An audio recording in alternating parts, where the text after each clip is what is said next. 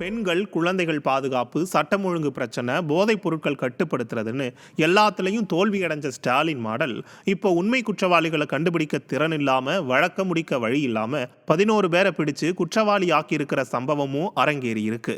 கடந்த 2022 சென்னிமலை உப்பிலிப்பாளையம், 2023 ஒட்டங்குட்டையில நகைக்காக முதிய தம்பதி கொலை செய்யப்பட்டாங்க.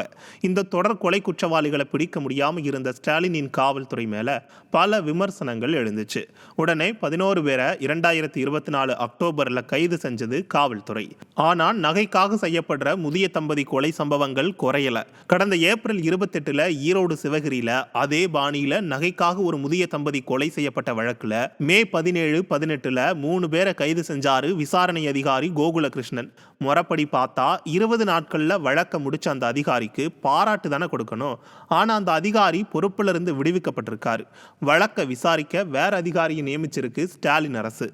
ஏன்னா சிவகிரி வழக்கில் பிடிபட்ட 3 பேரும் 2022 கொலை, 2023 கொலைகளையும் நாங்கள் தான் பண்ணோம்னு வாக்குமூலம் கொடுத்ததுதான்னு காவல்துறை வட்டாரத்தில் சொல்கிறாங்க.